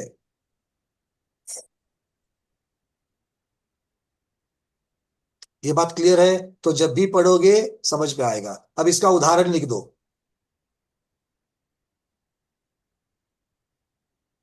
उदाहरण क्या है? सामने रखा हुआ मिट्टी का घड़ा।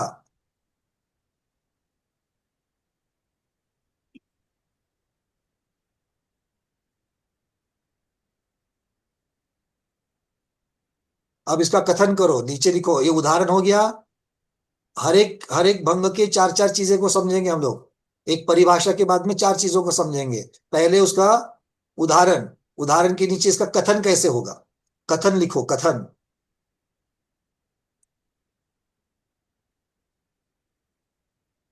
कथनचित यह घड़ा है।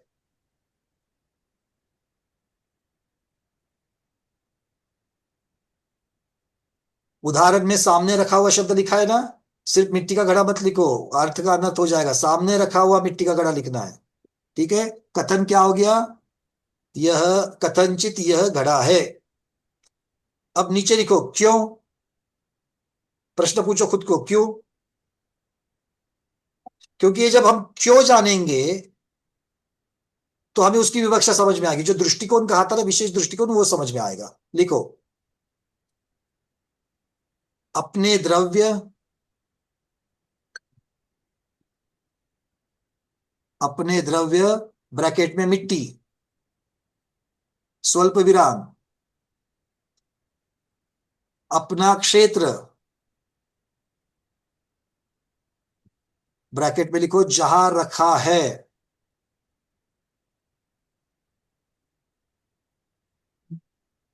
तीसरा, अपने काल ब्रैकेट में लिखो विद्यमान वर्तमान काल। वर्तमान मतलब ही वर्तमान काल।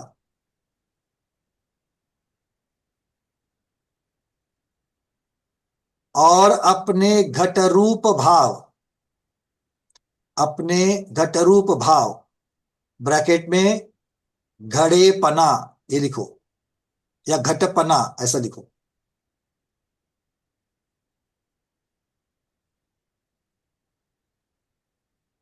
की अपेक्षा,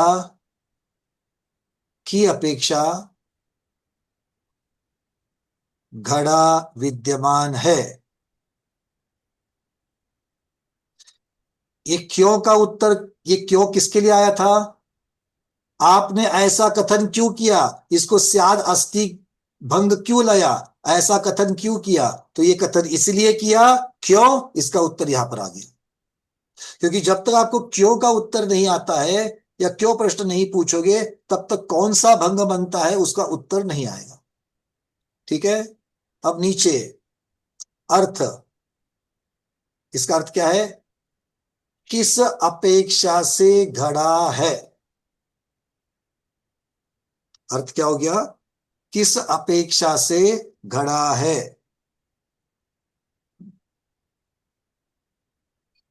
अब सभी भंगों में ये इसी उदाहरण को कायम रखेंगे, तो सब जगह पर उदाहरण वो लिखने की जरूरत नहीं है। सिर्फ परिभाषा के बाद तीन तीन चीजें लिखेंगे। क्या? कथन, क्यों और उसका अर्थ।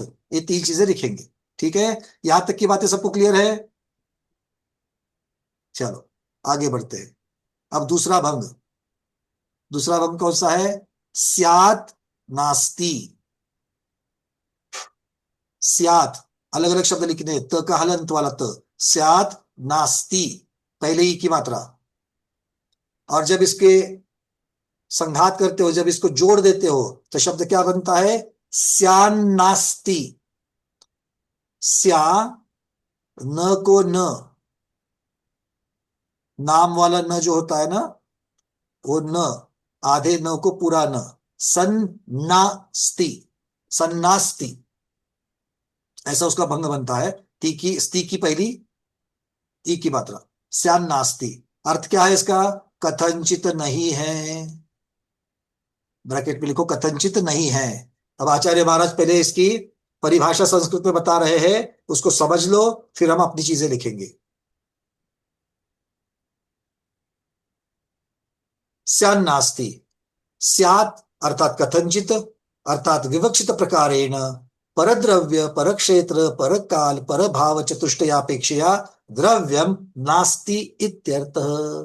तो परद्र चतुष्टय की अपेक्षा से ये नहीं है। अब कौन नहीं है यहां पर? घट नहीं है, पर चतुष्टय की अपेक्षा से घट नहीं है, इसको समझते हैं। लिखो इसकी परिभाषा, स्यात्नास्ति की परिभाषा, कथनचित नहीं है की परिभाषा। किसी विवक्षित दृष्टिकोण से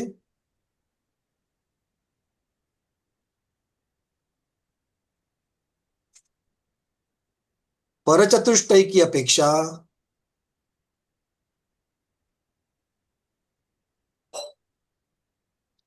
वह वस्तु नहीं है।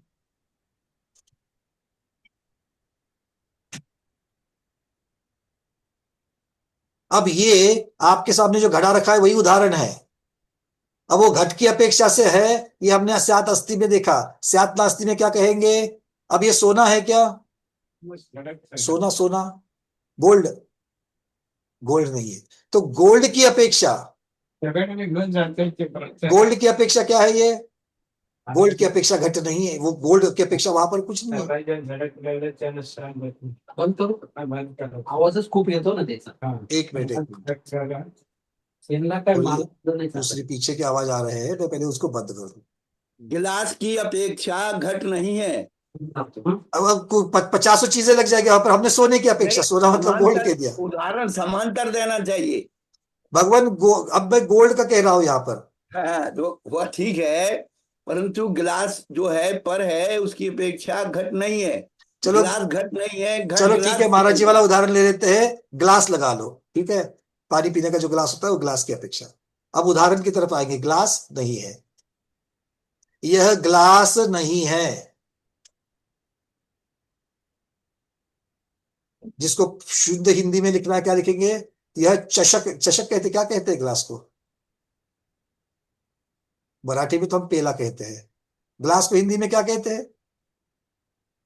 हिंदी वाले कहा गए, लखनऊ वाले महाराज, शुद्ध हिंदी। प्रमोद जी बोलिए, क्या कहते हो? गिलास ही कहते हैं हमारे तो शुद्ध हिंदी. अरे वो तो लोक व्यवहार हो गया। नवाब क्या कहते थे आपके यहाँ के? नवाब क्या कहते थे? अच्छा, प्याला।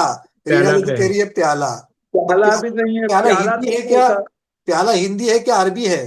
प्याला भी नहीं होता. गिलास को गिलास ही है। चषक, शरबत का चषक नहीं? पता नहीं. चलो ठीक है, आपका जो कोश बताएगा वो कोश, हिंदी वाला कोश जो लिखेगा वो लिख देना, ठीक है। भाषा का हिंदी का हमारा क्लास नहीं चल रही है। चलो, ग्लास सबको समझ में आता है, ग्लास लिख दो। हाँ, सुरेश जी कह रहे गिलास बोलो, ग्लास नहीं। ग्लास बोलते इंग्लिश होगा, गिलास, ऐसा बोलेंगे तो हिंदी आ जाएगा। चलो, हिंदी वाला गिलास लिख देना। चलो ठीक है, अब हमें क्या कहना है? उदाहरण की तरफ जाना है। अब उदाहरण के यहाँ पर लिखते हैं, क्या करेंगे? सबसे पहले तो कथन, कथनचित यह घट नहीं है, कथनचित यह, सॉरी, घट नहीं, गिलास नहीं है, कथनचित यह गिलास नहीं है।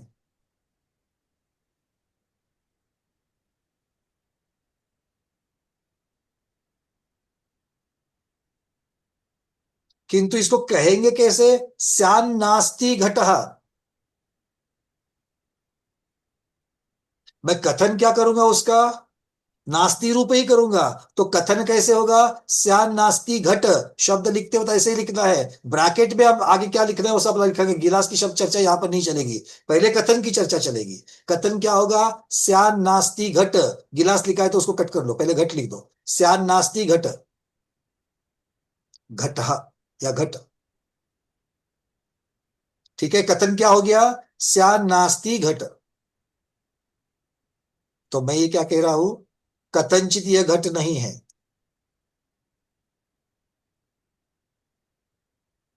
समझ लो इसकी पहली विवक्षा समझ लो। अब ऐसा क्यों कह रहे हो? क्यों, प्रश्न लिखो क्यों, और क्यों के सामने लिख देना।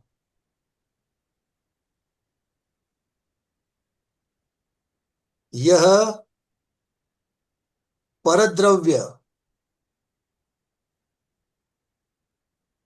ब्रैकेट में लिखो गिलास। अब वो गिलास किसका बना है वो लिखो, धातु का ग्लास, या जो भी द्रव्य में लिखना है वो लिखो। सोने का, जिसके पास सोने का है सोने का लिखना, जिसका चांदी का है चांदी का लिखना। सोने का गिलास, चांदी का गिलास, जो भी है द्रव्य में लिख दो। क्षेत्र, कौन सा क्षेत्र? अब ये परद्रव्य हो गया, उसके बाद में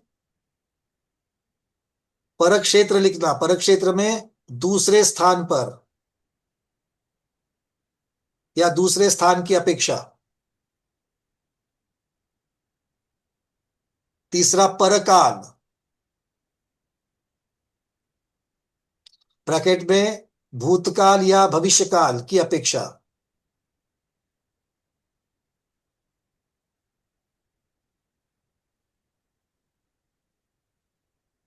और परभाव, गिलास पने की अपेक्षा।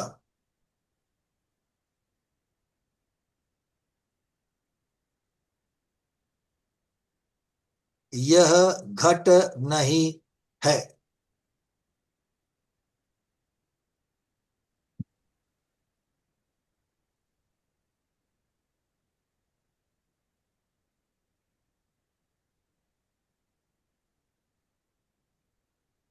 समझ में आ रही है बातें? क्लियर हो रहा है?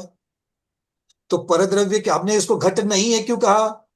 सामने घड़ा पड़ा है, फिर भी उसको मैं नहीं कह रहा हूं। मैंने क्यों कह, इसको क्यों क्यों नहीं कह रहा? क्योंकि मेरी विवक्षा अलग है। चीज वही है, सामने है, किंतु मेरे कहने की विवक्षा बदल गई। विवक्षा क्या है? उसकी अपेक्षा, दृष्टिकोण बदल गया। क्या दृष्टिकोण हो गया मेरा? मेरे दिमाग में ग्लास है, तो वो गिलास की अपेक्षा, कौन सा गिलास था वो पहले, उसके द्रव्य कौन सा था? मिट्टी की अपेक्षा से वो घड़ा है। यहां पर जो गिलास का जो द्रव्य था उस द्रव्य की अपेक्षा घट नहीं है। दूसरे स्थान की अपेक्षा, जिस टेबल पर रखा है उस टेबल पर तो है, दूसरे टेबल पर मेरे पास दो टेबल है। एक टेबल कहाँ है? जिसके जिसके ऊपर घट रखा है, और दूसरा चाय पीने का या भोजन करने का टेबल पर रखते ना, क्या कहते हैं, डाइनिंग टेबल। डाइनिंग टेबल की अपेक्षा तो वो दूसरा स्थान हो गया, तो वो दूसरे स्थान की अपेक्षा वो घट नहीं है। दूसरे स्थान की अपेक्षा कैसे कहोगे उसको? डाइनिंग टेबल वाला घड़ा कहोगे क्या उसको? नहीं। तो ये स्थान की अपेक्षा हो गया कि नहीं हो गया? तो नहीं शब्द आया कि नहीं आया? आया। भूतकाल की अपेक्षा, जब वो घड़ा था ही नहीं। भूतकाल की अपेक्षा घड़ा है क्या? वो नहीं है। भविष्यकाल की अपेक्षा घड़ा, 500 वर्ष के बाद का वाला घड़ा नहीं, 200 वर्ष पूर्व वाला घड़ा नहीं। समझ में आ गया बात? काल, अब वो घट का घटपना है, ग्लास का ग्लासपना है। ग्लास का ग्लासपना क्या है? ग्लास के अंदर जितना पानी आएगा उतना ग्लासपना हो गया, घट के अंदर जितना पानी आएगा उतना घटपना हो गया। समझ में आ गई बात? तो इस प्रकार से ये परचतुष्टय हो गया। परचतुष्टय मतलब किसकी अपेक्षा? वो द्रव्य छोड़ करके, वो वस्तु छोड़ करके दूसरे वस्तु की अपेक्षा से वो नहीं है। अर्थात दूसरे वस्तु की अपेक्षा से उस वस्तु, जिस वस्तु का कथन किया जा रहा है उसका अस्तित्व नहीं है, उसका अभाव है। तो ये अभाव रूप कथन होता है। ये क्या कथन होता है? वस्तु तो सामने है, कथन करने वाला उसको अभाव की अपेक्षा से कह रहा है, किंतु अभाव कौन सा है? परचतुष्टय का अभाव, उसकी अपेक्षा से वो नहीं है। क्लियर है? ये दो चीजें अगर समझेगी तो ही आगे के भंग समझेंगे। घड़ा होते हुए भी घड़ा नहीं है, ऐसा क्यों कहा? ये समझ में आया क्या? पहला भंग तो बहुत इजी है समझने के लिए। अर्चना दीदी अनम्यूट किया है। ये पहले में तो घड़ा है, लेकिन वो है, लेकिन दूसरे में हमने लिया है गिलास और उसको बोल रहे हैं कि घड़ा नहीं है। वो सामने घड़ा ही पड़ा है, मेरे दिमाग हाँ, में ग्लास है। अच्छा। सामने उदाहरण क्या लिया है? सामने मेरे घट है, मैं घट का ही वर्णन कर रहा हूं। तो घट का पहला वर्णन मैंने कर दिया, यह घट है। दूसरा वर्णन कर दिया मैंने, उसी की तरफ देखते हुए कहा यह घट नहीं है। घट ग्लास नहीं है। महाराज जी एक मिनट, पहले मैं वहां आ रहा हूं, एक मिनट।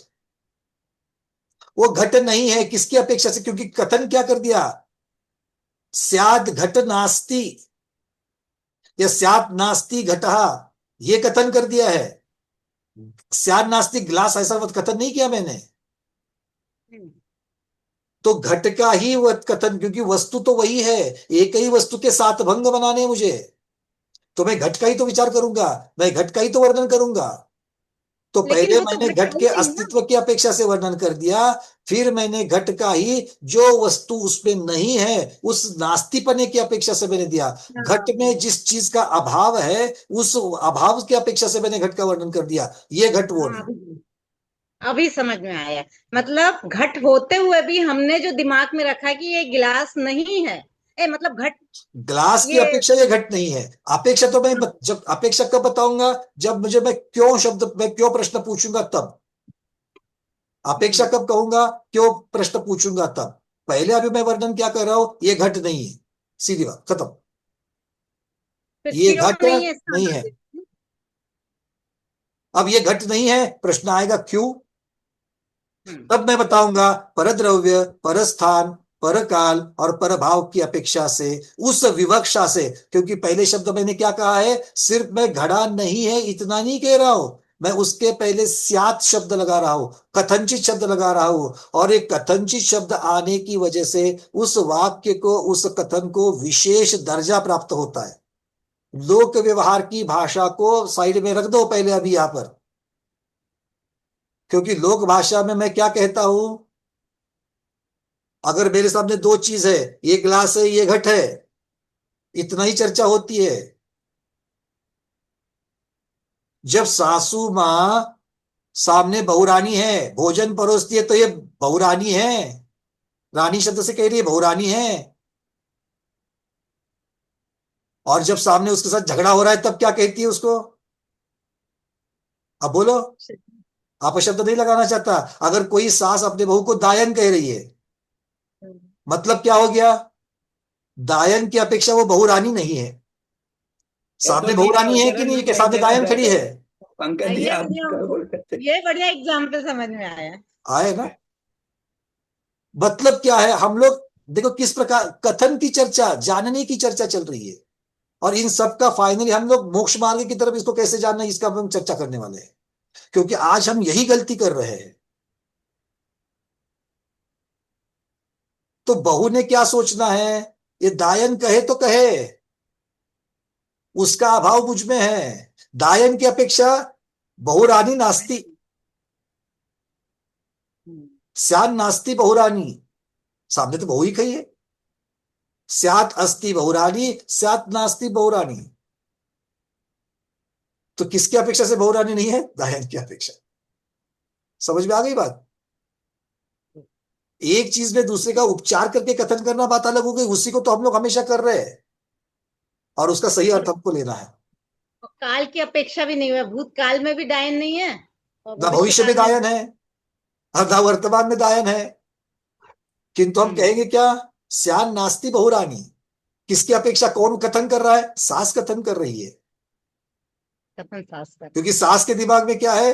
वो उसको दायन के रूप में देख रही है, इसलिए वो कह रही कि ये बहुरानी नहीं है। किसकी अपेक्षा बहुरानी नहीं है? दायन की अपेक्षा। दायन का क्षेत्र अलग है, दायन का काल अलग है, दायन का भाव अलग है, दायन का द्रव्य अलग है। तो दायन के पर चतुष्टय की अपेक्षा ये बहुरानी नहीं है। और सामने कौन खड़ा है? बहुरानी खड़े हो। तो भैया जी एक चीज है, मतलब कथन जो कर रहा है उसकी विवक्षा के अनुसार सामने वाले वस्तु का तो कथन नाचती कौन हुई। करता है? कथन कौन करता है? कथन करने वाला। और वो किसकी अपेक्षा से कथन करेगा? अपनी विवक्षा से कथन करेगा। हाँ, अब करना किसका कथन है? जो वस्तु सामने है उसका कथन करना है। तो ये वस्तु इम्पोर्टेंट। के स्व चतुष्टय की अपेक्षा से कथन करना है, तो वो अस्थि रूप भी हो सकता है और अभाव रूप भी हो सकता है। दोनों रूप समझ में में हो आया। सकता है। अस्तित्व उसके स्व चतुष्टय की अपेक्षा और अभाव पर चतुष्टय की अपेक्षा। जी, क्लियर है? ठीक। सबको क्लियर है? ठीक। ये पहले क्लियर करो। इसको और एक क्लास लगेगा तो भी चलेगा मेरे को, क्योंकि यही अगर जिस समझ में आ गई तो सातों भंग अपने आप बन जाते हैं। डॉक्टर महीना दीदी, और वही वही प्रश्न मत करो अभी। उसके लिए जो सब लोगों को मैं बता रहा हूं, पहले चिंतन करो क्या कह दिया है। सामने मेरे घड़ा ही है, पहले मैं कह रहा हूं ये घड़ा है, दूसरी बार कह रहा हूं मैं ये घड़ा नहीं है। घड़े को घड़ा नहीं बोल रहा हूं मैं। क्यों? परचतुष्टय की अपेक्षा। परचतुष्टय की अपेक्षा वो घड़ा है ही नहीं है, क्योंकि मेरे दिमाग में विवक्षा कौन सी है ये महत्वपूर्ण है। कथन कौन कर रहा है? बिल्कुल दृष्टिकोण। दृष्टिकोण, मेरा दृष्टिकोण क्या है? परचतुष्टय का है, तो इसीलिए वो घड़ा नहीं है। ठीक है डॉक्टर मैना दीदी, पूछो फिर आगे बढ़ेंगे। वंदना भैया जी। हाँ नहीं, बोलिए। मैं कह रही हूँ कि वहां पर जहाँ अपन सास और बहू और इनका जो उदाहरण दे रहे हैं वो बहू वहां वाला पे छोड़ दो। द्रव्य एक है। आप घड़े में आ जाओ। हाँ, तो घड़ा जो है तो घड़ा और गिलास तो दो द्रव्य, दो अलग अलग हो गए ना। तो कथन किसका कर रहे हो? कथन किसका कर रहे हो? घड़े। घड़े का। सातों भंगों में घड़े का ही वर्णन होगा। सातों भंगों में घड़े का ही वर्णन होगा। सामने घड़ा है, गिलास मेरे दिमाग में है, तो गिलास का अभी अभाव है, तो गिलास के अभाव की अपेक्षा से मैं घट को यहां पर ना बोल रहा हूं, क्योंकि स्यान नास्ती अभाव रूप वर्णन है। ठीक है? अभी हम लोग स्वाध्यायी की पर्याय में है, तो हम स्वाध्यायी है कि नहीं है? बोलो। स्यात स्वाध्यायी, स्यात अस्ति स्वाध्यायी, ऐसा एक मोटा मोटी में बना लेते हैं। ठीक है? और दूसरे मोमेंट को जाकर के मैं बोल देता हूं ये स्वाध्यायी नहीं है। ऐसा क्यों बोला मैंने? आपको लगेगा कि भैया गुस्सा कर रहे हैं, हमें स्वाध्यायी होते हुए हम हमारे शायद कुछ तो गलती हो गई, इसलिए भैया बोल रहे हैं कि हम स्वाध्यायी नहीं है। नहीं, ऐसा नहीं है, क्योंकि ये आपने सोचा, मेरी विवक्षा अलग थी। मैंने क्या बोला? ये स्वाध्यायी है, और अगले बार मैंने बोला ये स्वाध्यायी नहीं है। अब बोलो। मेरे दिमाग में आप सिद्ध भगवान हैं, मैंने हाथ जोड़ दिए, तो मेरी विवक्षा सिद्ध भगवान की है, तो आप सिद्ध भगवान की अपेक्षा से स्वाध्यायी हो क्या? नहीं है। सिद्ध भगवान है, तो आप स्वाध्यायी नहीं हो। आप स्वाध्यायी क्यों नहीं हो? मेरी विवक्षा मेरे दिमाग में चल रहा है, मैं अपनी अपेक्षा से मैं वहां से बोल रहा हूं, अपना दिमाग से मैं अपने दृष्टिकोण से बोल रहा हूं। मेरा दृष्टिकोण क्या है? सिद्ध भगवान का है। तो अभी आप द्रव्य से सिद्ध हो, स्थान से सिद्ध हो, काल से सिद्ध हो, भाव से सिद्ध हो नहीं हो, तो आप स्वाध्यायी नहीं हो।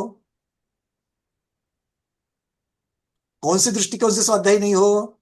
आपके दृष्टिकोण से नहीं, मेरे दृष्टिकोण, क्योंकि वह दृष्टिकोण कौन लगा रहा है? कथन करने वाला, जानने वाला, वो दृष्टिकोण लगा रहा है।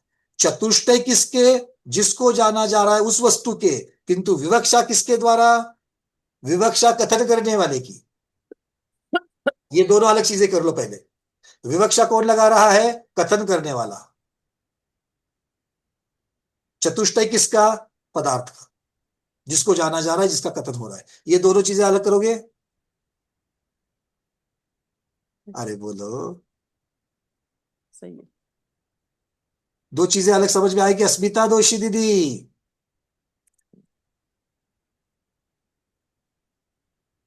चतुष्टय किसकी अपेक्षा से लगाना? पदार्थ, जिसको जाना जा रहा है, जिसका कथन हो रहा है। विवक्षा कौन है? विवक्षा हमेशा हमारी होती है, जो कथन करता है उसकी होती है, क्योंकि उसके दिमाग में जो चल रहा है उसकी अपेक्षा से बोलेगा ना वो। क्या समझ। अच्छा, एक बात बोलो,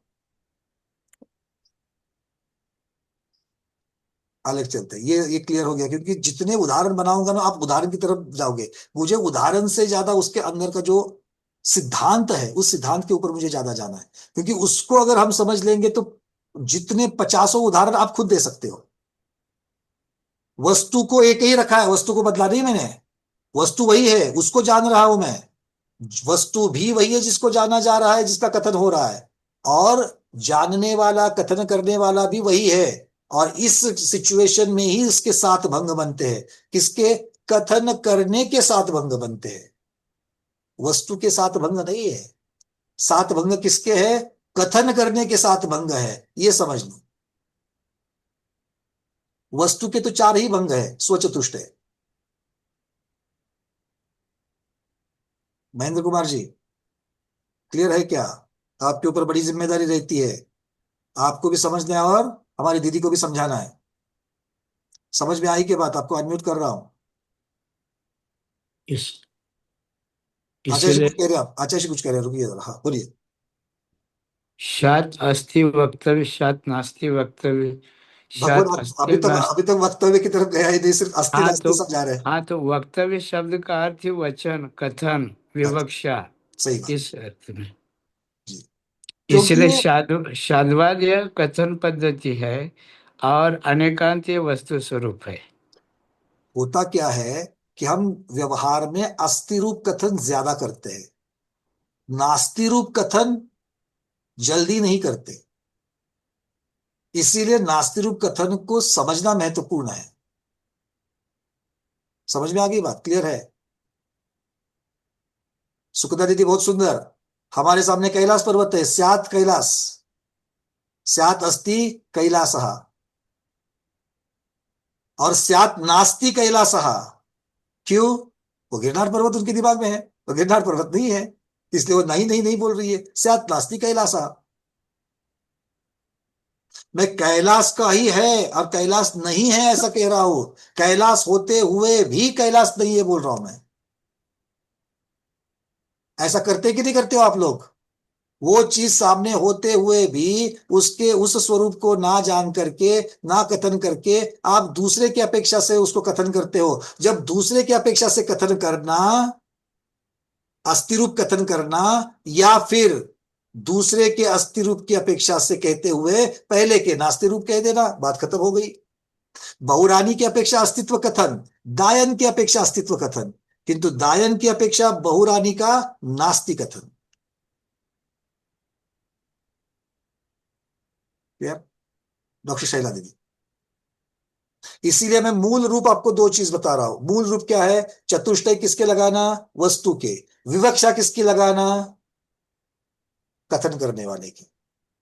अगर इन 2 चीजों को याद रखेंगे तो अपने आप चीजें समझ में आएगी। हाँ महेंद्र कुमार जी बोलिए। व्यवहार में जो पदार्थ पदार्थ का जो कथन कर रहे हैं उस वस्तु का, वो तो चतुष्ट के हिसाब से, जी, और वक्ता और जो वस्तु वही रहेगी, 7 भंगों में वस्तु वही है, कथन करने और वाला भी वही है। और वक्ता की अपेक्षा जो कथन करता है वक्ता, उसकी अपेक्षा जो है वो मतलब उसमें वक्ता की अपेक्षा विवक्षा लगेगी, विवक्षा। वक्ता की अपेक्षा विवक्षा लगेगी, मतलब ये भंग बनेंगे।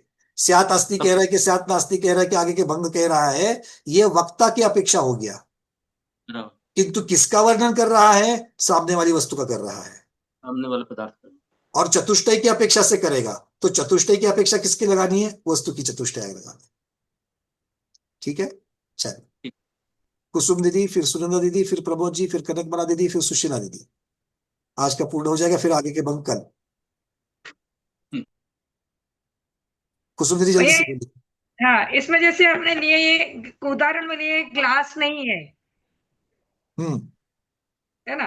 तो ये सही है। कथन में नास्ति शात नास्ति घट, मतलब अभाव रूप, नास्ति रूप कथन। हाँ, बस ये 2 ही चीज। हाँ, फिर तो क्यों में आ गया सब। एक अस्थि रूप कथन, एक नास्ति रूप कथन। ठीक है भैया, ठीक। किसका? उसी पदार्थ का। कौन कर रहा है? वही वक्ता कर रहा है। क्या बदला? वस्तु वही है, वक्ता वही है, क्या बदला? अपेक्षा बदली। कौन सी अपेक्षा बदली? या विवक्षा बदली? कौन सी? स्वचतुष्टय की जगह पर परचतुष्टय आ गया, इसलिए बदल हो गया। क्योंकि कुछ ना कुछ तो बदले बिना कुछ ना कुछ कथन कैसे बदलेगा? है ना। चलिए इसीलिए व्यवहार में कुसुम जी कुछ कहना चाह रहे। जी जी, आप बोलिए, नहीं हो गया होगा, बोलिए महाराज जी।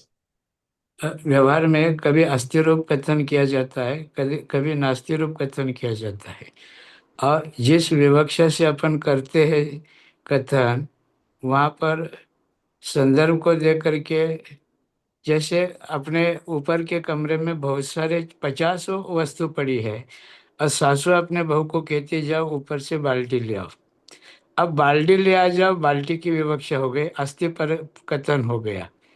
अब एक बाल्टी को छोड़ करके वो 50 आइटम का नाम लेने लग जाए, ये नहीं लाना, वो नहीं लाना, ये नहीं लाना, वो नहीं लाना, फिर बाद में जो बचेगा ना वो लाना, तो इसमें कितना समय वेस्ट हो गया। तो नास्तिक पर कथन करने में समय वेस्ट होता है, श्रम भी होता है, बुद्धि भी लगती है। तीसरा अस्थि पर कथन किया, ऊपर जो बाल्टी ले आ जाओ, बात खत्म, वो बाल्टी लाएगी। तो कभी कभी होता है बहू गई सब्जी लाने के लिए, फिर सीधी बात कर देती है भिंडी की सब्जी ले आओ, तो भिंडी लाएगी, बाकी 50 आइटम मार्केट में रहते वो नहीं लाएगी। और वो एक एक चीज मत लाना मत लाना मत लाना कहते कहते उसका घंटा निकल जाएगा मार्केट में ही। तो जिसकी विवक्षा है उस विवक्षा से कथन करना यही शादवाद पद्धति है। वचन की व्यवस्था शादवाद है, और जिसके बारे में कथन करे वही अनिकांत है। ये पंकज जी मुझे जी समझ में आ वंदना गया। महाराज जी। हाँ दीदी बोलिए। नमस्ते महाराज जी। बोला सोना। हा घडा दोन दोन घट ठेवल्यात, काय दोन घट ठेवल्यात, एक लाल आहे एक काळा आहे. तर त्यावेळेला आपण म्हणतो की आपणाला लाल लाल घटाशी मतलब आहे. तर तो आपण म्हणतो की हे काळ्या घटाचं तिथं उपलब्धी नाही, म्हणजे तिथं त्याची काळ्या घटाची नास्ती आहे, म्हणजे ते पण घटच आणि हे पण घटच आहे. अशा वेळेला नास्ती अस्ती लावायचं झालं तर वो तो आपने दो सोई के लिए, आपने सुलभता के लिए आपने दो बनाए हैं, हमारे सामने एक ही है। जैसे मैंने उदाहरण दिया था बहुरानी का, सास हर रोज जिसको बहुरानी बोल रही है, आज बोल रही है मेरी बहुरानी नहीं है। आज क्या बोल रही है? अगर माँ को, उसकी जो ननद वहां पर बैठी है, किसकी बहुरानी की ननद भी बैठी है, वो सास की वहां पर बेटी बैठी है, तो बेटी माँ को पूछ रही है, अरे जिसको हर रोज तू बहुरानी बोलती है, आज क्यों बोल रही है कि ये मेरी बहुरानी नहीं है, मेरी बहुरानी नहीं है? ऐसा क्यों उसको कह रही है? सामने कौन है? बहुरानी है, किंतु बोल रहा है ये मेरी बहुरानी है ही नहीं है। ऐसा क्यों कहा? उसके दिमाग में वो जो क्रोध की विवक्षा थी, उसके दिमाग में वो बहुरानी के रूप में वो जो जिस किसी को देख रही थी, उसकी अपेक्षा से ये बहुरानी नहीं है। तो क्या बहुरानी नहीं होने से वहां से बहुरानी हट गई? बहुरानी वही की वही है। समझ में आ गया? तो इसीलिए अगर बहू को अगर किसी सास ने कुछ बोल दिया तो समझ लेना कि उसकी विवक्षा अलग है। मैं ही हूं। बात हो गया। सुनीता दीदी, मुख्यतः से एक जगह पर अगर एक व्यक्ति है तो और दो की अपेक्षा से करोगे तो और इजी होता है समझने के लिए, किंतु हमें हमेशा हमारे यहाँ पर दो चीजें सामने होगी ही, ये जरूरी नहीं है। एक चीज की अपेक्षा से वर्णन। ठीक है प्रमोद जी। जैसे अभी मतलब आपने कहा पर अपेक्षा, गिलास की अपेक्षा हम घट कह रहे हैं, ये घट मतलब नहीं है, लेकिन घट को ही कह रहे हैं घट नहीं है, हम यही तो कह रहे हैं। बिल्कुल, ये बहुत महत्वपूर्ण है। बहुत बार क्या होता है, लोगों को समझते वक्त गड़बड़ होती है, कोई उदाहरण देते वक्त गड़बड़ होती है। मैं दूसरे की चर्चा नहीं कर रहा हूं, सातों भंगों में वस्तु वही है जिसको जाना जा रहा है, जिसका कथन हो रहा है। कथन करने वाला वक्ता भी वही है सातों भंगों में। तभी तो अनेकांत बनेगा, क्योंकि अनेकांत एक चीज का बनना है, अलग अलग चीजों का नहीं बनाना है, एक ही वस्तु का अनेकांत बनाना है हमको। ये भी तो कह सकते हैं कि ये गिलास घट नहीं है, मतलब ये नहीं बनेगा उसमें, ये गिलास घट नहीं है। वहां गिलास शब्द की चर्चा ही नहीं है, वहां ये घट नहीं है। अब घट नहीं है, उसकी विवक्षा उसके दिमाग में है ऑलरेडी। वो घट नहीं है किस विवक्षा से कह रहा है? गिलास की विवक्षा से कह रहा है। तो कथन में ये नहीं आएगा कि ये घट गिलास नहीं है, मतलब इस तरह से नहीं नहीं नहीं नहीं नहीं, वो इसीलिए प्रश्न पूछा जाएगा, आप ऐसा क्यों पूछ रहे हो? आपने श्यान नास्ती घटा ऐसा क्यों बोला? ये घट नहीं है ऐसा क्यों बोला? बहुरानी को बिटिया पूछ रही है, आपने बहुरानी सामने होते हुए बहुरानी नहीं है ऐसा क्यों बोला? तब जाकर के सास बोलेगी पर चतुष्टय की अपेक्षा से ये बहुरानी नहीं है। तो पर चतुष्टय तो मतलब दिमाग में रहना उसके तो है ना, बिल्कुल तो दिमाग में है। तो हमें कथन कैसे बनते हैं, एक ही वस्तु के 7 कथन बनते हैं, ये 7 भंग बन गए। आप उस वस्तु को दूसरा वस्तु को थोड़ी कहोगे अस्तित्व की अपेक्षा। अस्तित्व की अपेक्षा तो वही वस्तु है जो वस्तु है, और नास्तित्व की अपेक्षा, अभाव की अपेक्षा 50 चीजों की अपेक्षा से वर्णन हो सकता है। जैसे महाराज जी ने बोला ना, ऊपर बाल्टी छोड़ करके नास्ति सबके साथ बनेगा, क्योंकि बाल्टी बाल्टी है, और बाल्टी क्या नहीं है, जो 50 चीजें वहां पर पड़ी है वो बाल्टी नहीं है। तो नास्ति की विवक्षा कहीं भी दूसरे शब्द की अपेक्षा से हो सकती है, सिर्फ परचतुष्टय होना चाहिए। तो उसमें तो एक्चुअली संवाद में वो ठीक है, मतलब क्यों, कहाँ, मतलब जब कथन किया जा रहा है तो उसमें तो इसका मतलब कथन के बाद क्यों बहुत महत्वपूर्ण है, मतलब क्यों के बिना तो वो कथन पूरा नहीं होगा। यही सप्तभंग का स्वरूप है। आचार्य महाराज ने आगम में इन चीजों को रखा है। ये जो हम आपको सारी चीजें बता रहे हैं, आगम में महाराज ने रखा है सप्तभंग को समझाते वक्त। उन्होंने कहा है कि सप्तभंग किसका सप्तभंग है, ये 7 भंग किसके हो रहे हैं, बोले कथन के हो रहे हैं। किसके कथन के हो रहे हैं, एक ही वस्तु के 7 कथन हो रहे हैं। कौन कर रहा है, एक ही वक्ता 7 कथन कर रहा है। फिर एक ही वक्ता है, एक ही वस्तु है, तो 7 कथन क्यों कर रहा है, ये क्यों पूछा वहां पर। तो क्यों पूछने पर उन्होंने अलग अलग विवक्षा दी। पहली स्वचतुष्टय की अपेक्षा से कथन, दूसरा परचतुष्टय की अपेक्षा से वर्णन, और आगे की जो 5 होने वाली वो उस भंग में हम आपको कल बताएंगे, आज उसमें मिक्स नहीं करना है मुझे। तो हर एक भंग की अपनी विवक्षा। कौन कर रहा है विवक्षा, वक्ता कर रहा है। किसके बारे में कर रहा है, वस्तु के बारे में कर रहा है। तो वस्तु के किस किस अपेक्षा से कर रहा है, तो वस्तु की चतुष्टय की अपेक्षा से कर रहा है। तो मतलब वो हो गया ना, मतलब इसमें ये होगा कथन करने की शैली तो हो गई, लेकिन उसमें साथ साथ उसका कथन करने की अपेक्षा भी चल रही है, मतलब साथ कथन करने की 7 शैलियां है, अपेक्षा भी चल रही है, किस अपेक्षा से वो कथन और कर रहा कथन है। करने के एक ही पदार्थ की एक ही वक्ता द्वारा अलग अलग कथन हो रहा है, तो अलग अलग विवक्षा होनी ही होनी है। और वो जो विवक्षा लगा रहा है वो उसके दिमाग, मतलब वो जो है सामने, मतलब उसके दिमाग में है, वो वर्चुअली है, वो सामने नहीं है। ये इतनी सारी शंकाएं दिमाग में क्यों आ रही है, क्योंकि प्रत्यक्ष में लोक व्यवहार में ज्यादातर कौन सी रीति चलती है, अगर हम एक वस्तु के 5 कथन कर रहे हैं तो 5 जगह पर हम अस्तित्व की अपेक्षा से भी चर्चा करते हैं। जैसे मैंने उदाहरण दिया था, ये दीपा दीदी है, ये स्वाध्यायी दीपा दीदी है, ये माँ दीपा दीदी है, ये पुत्री दीपा दीदी है, ये बुआ दीपा दीदी है। तो सब जगह पर मैंने है अस्ति अस्ति अस्ति अस्ति, सारे उदाहरण अस्ति के हो गए, किंतु ये सारे उदाहरण अस्ति का मिलकर के एक ही भंग बन गया। 7 भंग नहीं बने, 5 भंग नहीं बने। एक ही भंग के आपने 5 पर्याय बना लिए, एक ही भंग के 5 उदाहरण बना लिए आपने। भंग एक ही बना, कौन सा भंग, अस्तित्व का भंग बना। स्याद अस्ति भंग बन गए ये सारे। तो अभी तक जैसे हम लोग, अभी तक हमारे दिमाग में चलता था कि जैसे ये घड़ा है, और नास्तिक को शात नास्तिक को ये घड़ा नहीं है, तो ये शात हम अभी तक हमारे दिमाग में ये घुसा हुआ था। मैं इसीलिए, ये घड़ा नहीं है, किंतु ये कथन कैसे होगा, बिल्कुल सही कहा आपने। ये घड़ा है, अस्थि रूप हो गया। ये घड़ा नहीं है, नास्ति रूप हो गया। किंतु घड़ा नहीं है जब हो रहा है, तब घड़ा वही है। तब घड़ा वही है।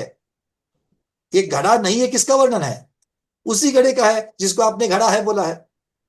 हाँ बिल्कुल। हाँ, ये विवक्षा हमारे दिमाग से निकल जाती है, क्योंकि हम सिर्फ पॉजिटिव सेंटेंस नेगेटिव सेंटेंस की तरफ चले जाते हैं। अभी भी यहाँ पर किसी ने चार्ट पे डाल दिया था। जैसे इसको ये भी कह देते थे कि ये गिलास नहीं है, मतलब अब ये हम पहले नास्ती ऐसे को समझते थे कि ये गिलास की अपेक्षा ये घट नहीं है। ये उसकी विवक्षा आगे कहेंगे। आज इतना रखते हैं, गुरुदेव पधार चुके हैं, तो इसकी आगे की चर्चा इन 2 भंगों के ऊपर भी आपकी जो प्रश्न रहेंगे, और आगे के भंग कल देखेंगे। आज के स्वाध्याय में इतना ही। आज के स्वाध्याय को गुरुओं के श्री चरणों में बारंबार नमोस्तु वंदनामि इच्छा करते हुए यहीं पर समापन करते हैं। जैनम जयतु शासनम, जैनम जयतु शासनम, जैनम जयतु शासनम।